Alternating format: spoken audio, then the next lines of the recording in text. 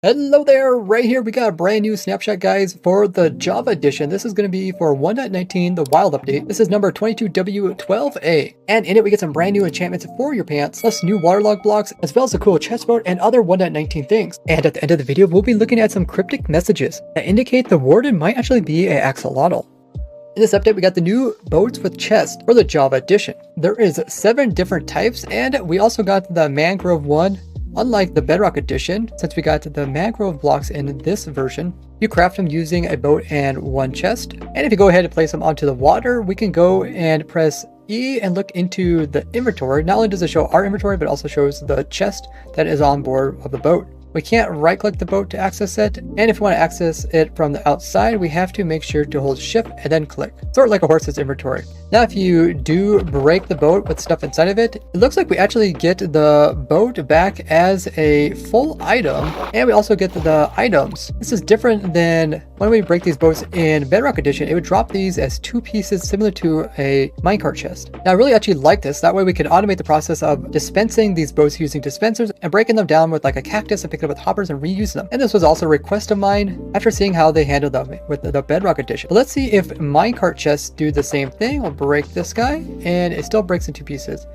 Kind of wish they would make it so they would break in a solid piece as well, so we can easily reuse them in automation. The only reason you might want to have them break into 2 pieces if you want to like use the cart for something else. Maybe find like a chest minecart in a mineshaft and then want to repurpose it. I'm sure they can think of a way where you can get it as a full item one way, and then if you do a different way of destroying it, you can get the 2 different broken pieces, or maybe you can break it down in a crafting grid. What do you guys think about that? Now you can also place these on land. They do only hold 1 entity because the other slot is being taken up by a chest. But like this chicken goes inside, I can't access it now. And in Java edition, you can't like use a lead on a boat, and if you use a lead on any entity inside, I'll just immediately dismount whatever it's a passenger of. The boat trains aren't a thing in Java edition. Now one thing we have in Java edition we don't have in Bedrock edition is the ability to turn on hitboxes, so we can actually see how big these guys are. Now notice that the chest is kind of considered like a passenger, even though it kind of sticks up and over. The boat itself stays the same size. And this is similar to like the minecart chest.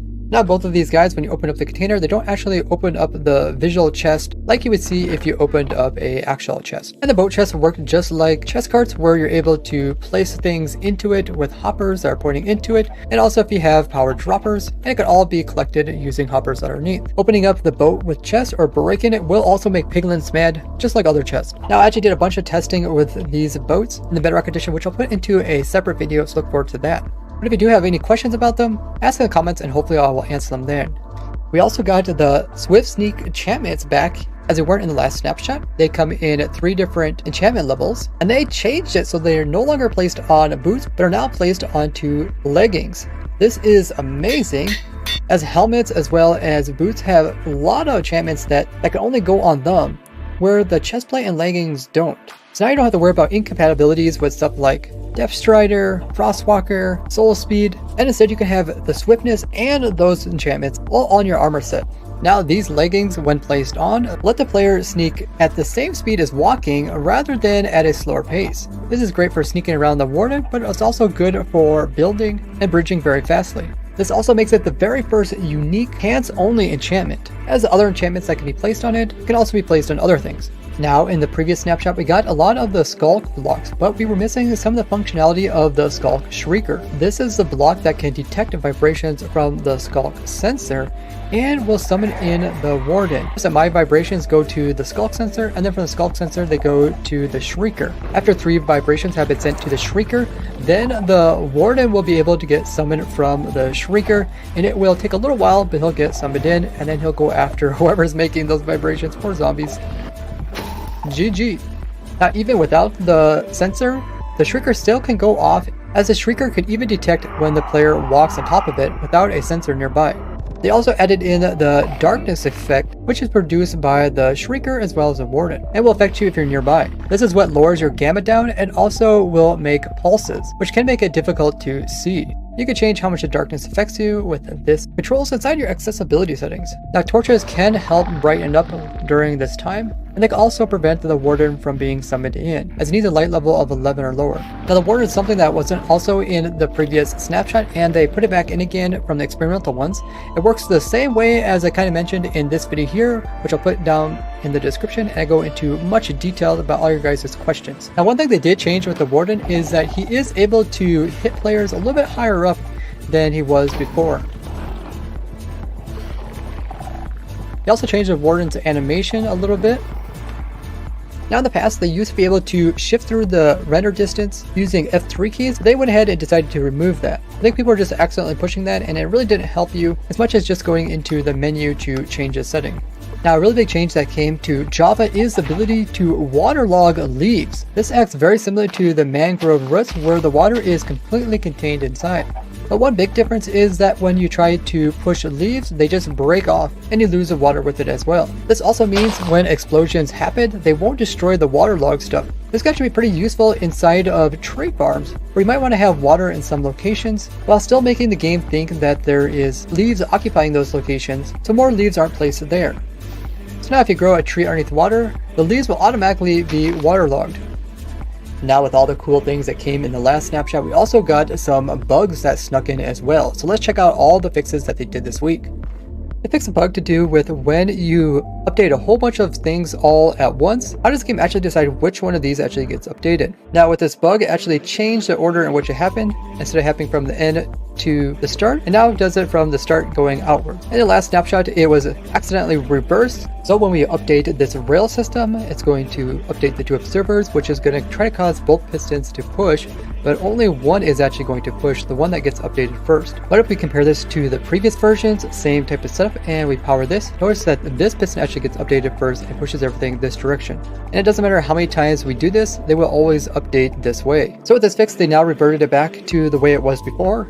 Even though it does seem less intuitive that the updates would occur at the very end and then work their way back to the switch which you flipped. You'd think it would start here and go that way. This is just the way it's always been, and people got used to this.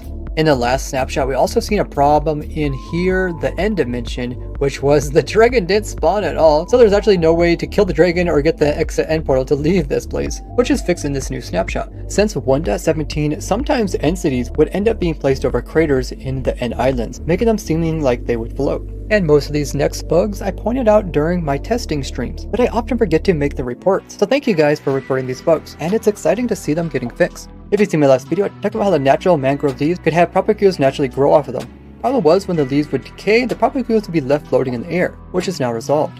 I showed that propagules could be used as a flower source for bees. Problem is, these things can also be waterlogged, and the bees would try to go into the water to get to them, and could end up dying. So now bees are made smarter. They also resolved it so when placing water into the same area where a propagule was placed, it wouldn't pop off as an item. They also resolved this problem where leaves weren't able to be broken using a hoe, as well as this one where you can't compost the leaves. They also resolved the problem where the mangrove stuff cannot be placed into furnaces to cook stuff. The brick slabs were making a placing sound just like stone, rather than the noise of bricks. There's also this weird bug that I found where mud bricks had this weird problem where they wouldn't break as fast as the other types of mud blocks. With the new items added in with 1.19, where they were placed inside the creative menu wasn't quite right, like the new gates were in the building blocks, as well as the fences being hidden there. When crafting recipes, all the wood types are typically under one fence type, for which you can then right-click to choose which type of fence you want to get, but the mangrove was being placed separately. For those of you guys that get excited about new blocks in game because you want to check out the colors of those blocks on maps, they fixed a few issues, first being mangroves were showing up as the wrong color. Notice how we got red, orange, red, and here it just shows red and then a bunch of orange. This problem continued when it came to the logs as well as slabs. And when the trapdoors were added, they were also showing up as gray. The mud was just as fascinating, where it should be tannish, it was all showing up as a bluish gray. If you summon in a Strider with no AI, it would still get cold, turning this purplish, but that wasn't supposed to happen, so it's now been fixed. Boxes were oddly moving themselves towards the center of the world every time it was thundering. This was due to a problem in the code where they tried to avoid sunlight and they just happened to be moving towards the 00 chords. Pressing the escape key is supposed to drop you down one menu level, but in some cases it wasn't. Now something that I've complained about a lot is the control plus backspace not being in some parts of the game. Now what this does is instead of just backspacing one character, it will actually delete the last entire word all at once. It's very useful when typing, especially if you're trying to be efficient. Now recently I complained about control backspace not being in the Bedrock edition, but after complaining it was added in. But they also went ahead and fixed some other control backspace scenarios like with signs here, which should make it a little bit nicer. They also fixed this for books, so you could do that. They also added in control home, which will not just put you to the beginning of the sentence or the end of the sentence, will actually move you to the very beginning of a whole section. So control home would take you all the way up to the top left, and control end would take you all the way to the bottom right. And they also added in control arrow keys. These are nice for jumping a single word without actually deleting it, so you can move easily throughout your text. I use these a lot, especially when typing out commands. You also can use control shift arrow, which also highlights and selects different text, so you can copy just special parts. You also resolve the problem with a memory leak occurring with the tag key creation. When using the locate biome command to find different cave biomes, it wasn't always finding the nearest one, which is now resolved. There was this very subtle bug where you notice this top half of the door is lighter and the bottom half is darker. This is how the smooth lighting is applied to these blocks. Notice how this trap door is light on top, dark on bottom, but these two doors are missing this. They don't have no shading. The lighting is the same at top as well as bottom. And then over here you can see, once again, it's lighter than darker. This also applied to the end portal frames. End stone goes light to dark, where these were bright across the entire thing. Even happening on similar blocks, these are both gates. But notice the right gate looks shaded better, where this one just looks blandly bright. This also was occurring with Soul Sand and is all now fixed. A minor problem with the new frogs. That laid the frogs spawn. When it would hatch, it would say in the subtitles here that frogs were hatching rather than that tadpoles are hatching, which has been corrected. Now Sedges brought to my attention something that happened almost exactly 1 year ago from today, and that is release notes that were put out on the Minecraft launcher. With them, they also came in an encrypted message at the very bottom. When translated, this message said the axolotls are not what they seem. This could tie into a message that King B-Dogs, a developer on Minecraft, stated in one of his tweets, saying that the souls of the Warden's chest were incredibly important for its lore. He also said that the Warden was inspired by the monster that he heard at the end of the music disc known as 11. Now we know that the original Warden had more loopy ears, which we actually see in the big huge portal that is in the center of the ancient city. But now the Warden has kind of filler-like antennas. These actually look very similar to the axolotl's gills in real life. And looking at the Warden from the eyes of an Enderman, you can kind of see the resemblance to axolotls. Maybe there's something going on between the Warden and the axolotl. What do you guys think? Now check out this playlist about other 1.19 news, or this playlist about cool tricks which you could do with the new items. Keep in mind I will be streaming more 1.19 this Friday, Saturday, and Sunday at 2 p.m. Eastern. I hope you guys enjoy these videos. If so, leave a like, and I will see you guys in the next one. Bye-bye!